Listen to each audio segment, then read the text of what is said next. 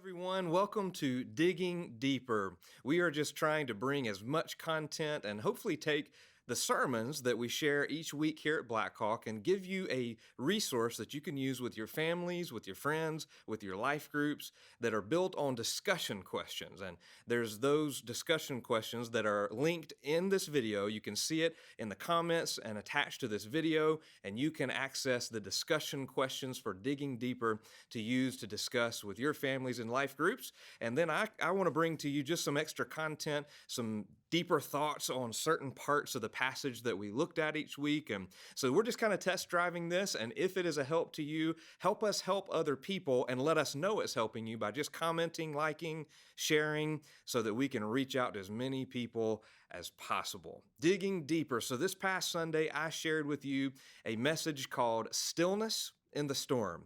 And this was the message about how Jesus calmed the storm. It's from Mark chapter number 4, verses 35 through 41. Let's read it again together, and then we'll unpack some things for this week's Digging Deeper. Mark chapter 4, starting in verse 35. On that day, when evening had come, he said to them, "Let us go across to the other side." And leaving the crowd, they took him with him in the boat, just as he was. The other boats were with him, and a great windstorm arose, and the waves were breaking into the boat, so that the boat was already filling. But he was in the stern, Jesus was, asleep on the cushion, and they woke him and said to him, "Teacher, do you not care that we are perishing?" And many are saying those same things during days like today, and so it's a relevant message for us. Verse 39 continues, "And he awoke and rebuked the wind and said to the sea, 'Peace, be still.' And the wind ceased, and there was a great calm. He said to them, 'Why are you so afraid? Have you still no faith?' And they were filled with great fear and said to one another, 'Who is this that even the wind and the sea obey him?'" Love this passage. There's so much to unpack there. And so I broke it into two sections, 2 points, if you will, this past Sunday. Peace in my process, talking about verses 35 and 36, that Jesus guaranteed that there would be an arrival, but not an absence of adversity. He said, we are going to the other side. And when I trust God's promises, like his guarantee, there's an arrival. We know that as believers, that there's an end to this story that ends in being in God's presence forever as his children with no tears and no sorrow and no pain and no pandemic and no crisis. And God guarantees to us that arrival at that destination. He doesn't say that there won't be problems along the way. In fact, Jesus said, in this world you will have tribulation, but we can have peace, we can take heart because he has overcome the world. So as we're in process, we can have peace. Jesus' focus was God's peace.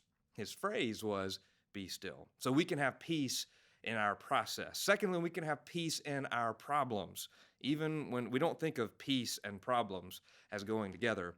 But the truth is that with Jesus, they do, because peace is not a place you get to. Peace is a person you get to know, and his name is Jesus. Jesus is peace personified, and because he is the personification of peace, we can know peace because we know Jesus, even when there are problems. And we looked at the fact that God's power is stronger than my problems, and God's presence is steady in my problems. And you notice that the disciples went from fearing the storm outside the boat to then being filled with great fear at the end of the passage as they saw Jesus cease the wind, cease the waves, speak and rebuke those winds and waves. And it's a verb of continuing action in the Greek when Jesus says, "Peace, be still," which means it's like, you be quiet and stay quiet until I say you can speak. And then there was this great calm, and the disciples were filled with great fear. And I told you Sunday that I believe fearing Jesus, like the disciples were learning to do, fearing Jesus in the sense of not being deathly afraid of Jesus because he's going to strike you down, but realizing his power and his greatness, that Jesus could strike us down, yet he loves us. Even though while we were still sinners, Christ loved us and he dies for us. Knowing that he is that powerful, fearing Jesus in that way means that I don't have to fear anything else because he is with me. And even though he could wipe me off the face of the earth, he chooses to love me. And that's a beautiful picture that we see the disciples processing. And so a digging deeper question here kind of goes along with that theme of the connection between fear and trust. Because really, what you're the most afraid of, and that's why I say fearing Jesus means I don't have to fear anything else, because fearing God means respecting, looking up to Him in such a way that I trust Him more than I trust my storm. We don't often think about the fact that I might be trusting my storm, but when I'm most afraid of that, really, I'm trusting the storm maybe even more than I'm trusting God. And our digging deeper thought along those lines is, why would Mark, in this context, because when I read Mark chapter 4, in the headings in my Bible, there's the parable of the sower. The purpose of the parables that he unpacks with his disciples. Then he talks about a lamp under a basket, and then a parable of seed growing, a parable of the mustard seed. Why did Mark, in this context of fear and trust and faith in God in the midst of storms, why did he almost suddenly, it seems, just hop to the storm story? And I would say it to you this way: the seeds and the storms. What's the tie between? I never thought there was, but it hit me as I was studying for this message that there's a pretty big tie. Both of those contexts, if you will, the seeds and the storms, they have to do with atmosphere. And in the world right now, there's a big atmosphere of anxiety.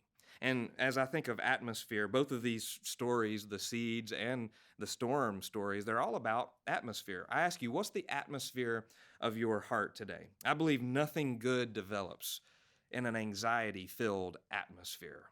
And so whether the atmosphere is the ground or the storm, we see this picture of an atmosphere. And a lot of times we will create atmospheres of anxiety in us and around us, and we'll create those atmospheres around us when we allow waves within. I told you Sunday, the worst waves are within. And so when it comes to that atmosphere of anxiety, it's interesting as I study and where's Curtis Smith when you need him? When I study the atmospheric pressure, especially surrounding storms and whatnot, what you find is that atmospheric pressure decreases as elevation increases. The higher the altitude, the lower that atmospheric pressure truly is. And so I think that's interesting. I think the higher we lift our focus, which is this series in the first 6 chapters of Mark, the higher we lift our focus, the less pressure we feel from an anxiety-filled atmosphere. So I want to give you a few thoughts. How can I elevate my focus so that I can lower my anxiety? Give you 4 thoughts on that. How can I elevate my focus so I can lower my anxiety? Number 1, listen for God's voice. Who are you listening to? What are you listening to? What news feed do you hop to first? Do you go biblical before you go digital? Or before you even go to the bathroom, is it the news feed and filling your mind with all kinds of voices other than God's? And that helps us when we fill our minds, our hearts, our ears with the voice of God first. It helps us be able to decrease that atmospheric anxiety-filled, pressure-filled life that we often live. Number 2, limit self-imposed waves. I talked about Sunday creating waves with your words. How can you this week limit the self-imposed waves? Some of that comes from the voices you listen to, the voice that you are in the lives of others, how you speak to those that you love. Sometimes we create unnecessary waves. We live in doubt. We lose focus. And so limit those self-imposed waves as you listen for God's voice. Number 3, learn from the waves that are out of your control. A lot of times we just loathe the waves that are out of our control. We just hate on them and we say, I can't believe this is happening to me. And we end up with this negative, pessimistic focus. But instead, I would challenge you this week, learn from the waves you can't control. Control the waves you can control, but learn from the waves, the storms, the problems, the pandemics in life that you can't control. Ask yourself this question this week: what is God trying to teach me through my problems, through my waves, even in the midst of this pandemic? Number 4 is love others.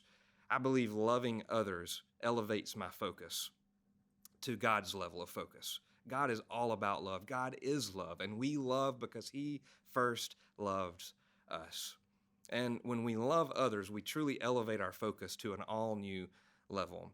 And so those are a few ways you can elevate your focus and lower your atmospheric pressure that comes from anxiety. And digging deeper thought I want to share with you now is this. I want to go to Psalm 107.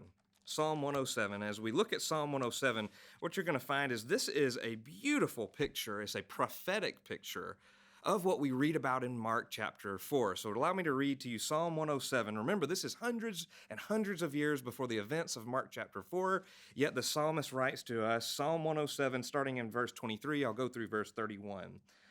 Some went down, verse 23, to the sea in ships, doing business on the great waters. They saw the deeds of the Lord, his wondrous works in the deep, for he commanded and raised the stormy wind, which lifted up the waves of the sea. They mounted up to heaven, they went down to the depths. Their courage melted away in their evil plight. There's the fear and faith colliding there. Verse 27, they reeled and staggered like drunken men, and were at their wits' end. I love that in the English Standard Version. They were at their wits' end. Perhaps that's where you are because of these waves, like we're reading about from the psalmist. Verse 28, then they cried to the Lord in their trouble, and he delivered them from their distress. He made the storm be still, and the waves of the sea were hushed. Then they were glad the waters were quiet, and he brought them to their desired haven. Another beautiful picture of the destination that Jesus guarantees. But sometimes there's disaster on the way to that destination, and he brought them to their desired haven. Then verse 31, what do we do with this? Let them thank the Lord for his steadfast love, for his wondrous works to the children of man. I've got a word for you today as we dig deeper into this together. It's a great passage to dig deeper into, Psalm 107. But the word for you today is that God is working through your waves. He's working. Will you find his work? And so I want to ask you, how do you see God's work happening through your waves today? Another question is, how can you see God calming the waves within? What do you think you should do this week to hear God's voice, to heed God's voice, to calm the waves within so you can, instead of be consumed by the waves without, you can ride the waves without, because the waves within are being calmed, as Jesus says, peace, be still. A couple of questions that were my favorite in the Digging Deeper questions. And again, you can find those attached to this video. You can also go to our website, blackhawkministries.org, and click the button for your guide to church at home. Go to the adults section there. You can also subscribe by going to blackhawkministries.org. Go down and subscribe to our text messages and our emails, and it will be in the weekly In Case You Missed It email. You can get all of these. But here's a couple. One of them is, how do your problems help you see God's power? How do your problems help you see God's power? We certainly saw that in the story. And I told you before that fearing Jesus means I don't have to fear anything else. And the question with that is, how does the fear of the Lord help you understand and overcome your other fears? I believe that it truly does, that when we fear Jesus, we trust Jesus, we don't put our trust and we don't even have to fear anything else, because we're focused on God's peace, as Jesus says in our lives, in the middle of our storms, be still. I hope you've been encouraged this week with digging deeper. I pray it's helping you and that you'll help us share it to help others so we can keep knowing God's word, studying it together, and growing in our faith in Jesus Christ. I will see you next week for Digging Deeper.